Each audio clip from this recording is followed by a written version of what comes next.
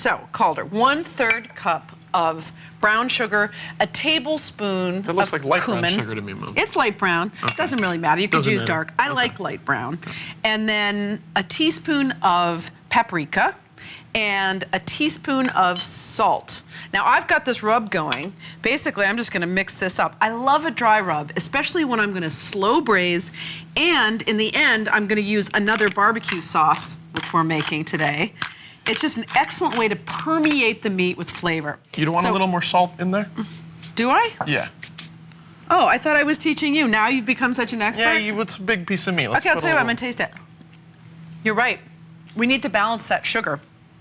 See, I'm open. I'm So open. what is that, about a tablespoon now? Well, now I'm almost to a tablespoon.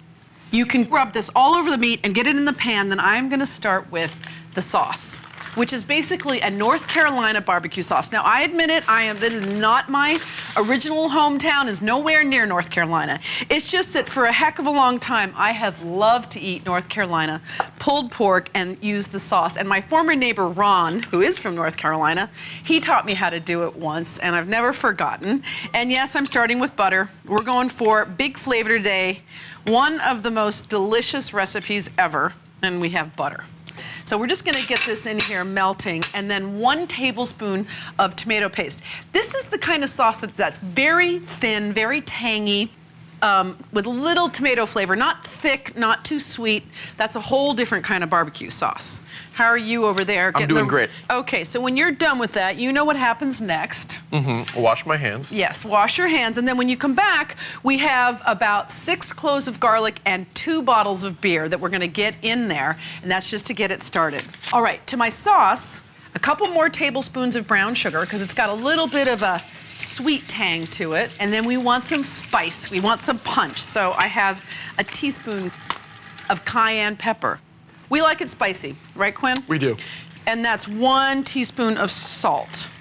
I'm just gonna mix this around a little bit.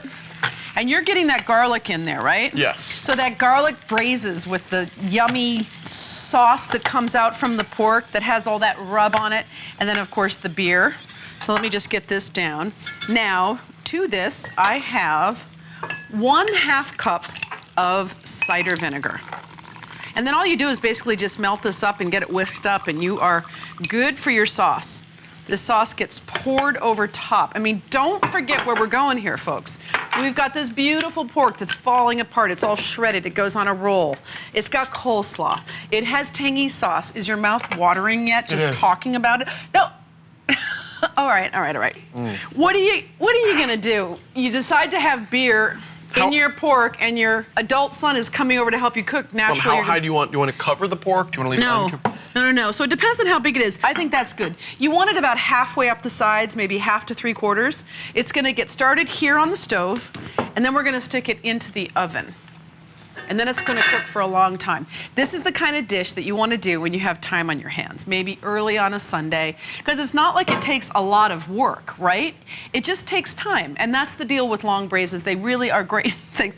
Okay, so now you're just gonna sit there and relax with your beer. So this goes into a 350-degree oven for about 3 to 4 hours until it is meltingly tender. A pile of pulled pork. Okay, I'm listening. I just wanna make sure that I make your drink. I'm gonna dress it with hot sauce. With barbecue sauce, rather. Okay, which is gonna be hot. Which is gonna be spicy. And then I'm going to top that with our classic coleslaw. Yeah, and if you get some juice and it seeps into the bun, that's what you want. Make it a little bit. Yum. Okay, that's good for me. It's good for you? That's good. Okay, well, I want to. I mean, I'm hungry, but we can only go so far. Okay. All right, then you're gonna put on some sauce. We're doing this very methodically. Okay, let me take this. You don't need this here. Put this over here. My peaches are sizzling away over here. That's dessert. Ooh. All right. And then on top of that, coleslaw. Coleslaw. Do you mind if I just dump a little? Please, go for it. Okay.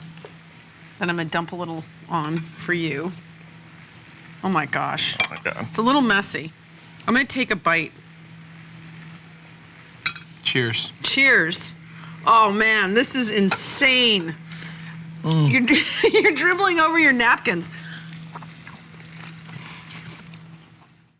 Thanks for watching. Hungry for more?